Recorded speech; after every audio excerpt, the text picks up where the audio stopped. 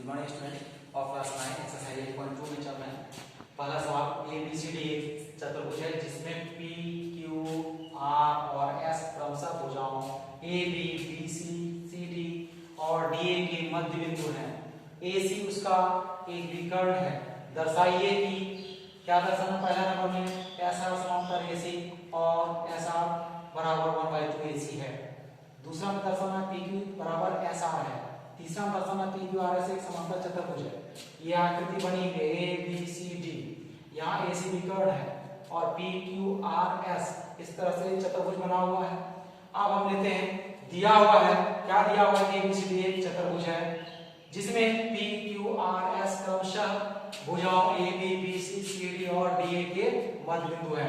A B का मध्य बिंदु पी, बी सी का मध्य बिंदु Q, C D D C का मध्य बिंदु आर और ए डी का मध्य बिंदु एस है।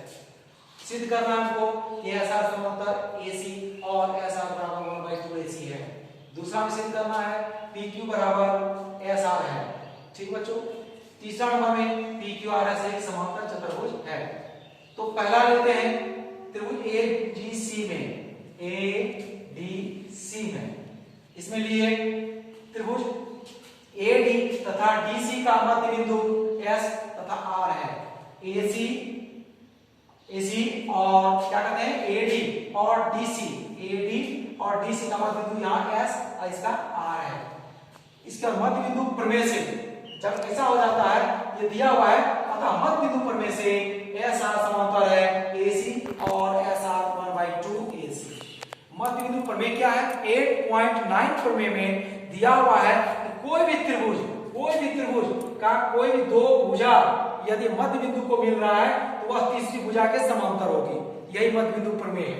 8.9 प्रमेय जो मध्य बिंदु प्रमेय है। तो इसलिए यहाँ मध्य बिंदु प्रमेय जब यहाँ दे रहा है कि एडी का मध्य बिंदु एस और सीडी का मध्य बिंदु आर, एडी का मध्य बिंदु एस और सीडी का मध्य बिंदु आर, ये मध्य बिंदु जब मिल रहा है तो वो एस आर जो है एसी के समांतर है, एसी के समांतर है। तो जब एस आर ये मध्य बिंदु को मिल रहा है इसलिए एस आर बराबर 1/2 एसी, एसी का आधा है। ठीक है बच्चों, इस एक नंबर समीकरण हो गया। दूसरा में लेते हैं कि त्रिभुज ए बी सी में, ए बी का मध्य बिंदु पी और बी सी का मध्य बिंदु क्यू, लिख देंगे ए बी तथा बी सी का मध्य बिंदु पी और क्यू है, दिया हुआ है। अब मध्य बिंदु प्रमेय से क्या दिया हुआ, पी क्यू समांतर ए सी, यहाँ पी क्यू और ए सी के समांतर, इसी तरह से समांतर हो गया। फिर लिखेंगे पी क्यू बराबर 1/2 ए सी। अब यहाँ पी क्यू बराबर 1/2 ए सी और वहां पी 1/2 ए सी एस आर के बराबर है। तो लिखेंगे समीकरण 1 तथा 2 से एस आर समांतर पी क्यू, यहाँ पी क्यू समांतर ए सी का और यहाँ ए सी के समांतर है एस आर। तो जब ऐसा स्थिति है तो लिखेंगे एस आर समांतर पी क्यू, इस और एस आर बराबर पी क्यू, अर्थात पी क्यू बराबर एस आर।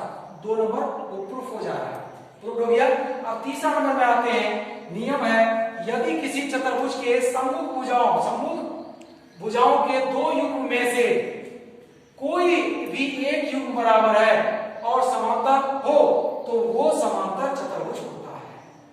बराबर भी है और समांतर भी है, दिख रहा है, तो इसलिए यह चतुर्भुज जो है एक समांतर चतुर्भुज है। यह आपका 3 नंबर प्रूफ हो गया। इसी तरह से आप सारे प्रश्नों को बनाइएगा और कहीं कोई समस्या नहीं है, केयरफुली इसको समझिएगा और आगे का हिसाब केयरफुली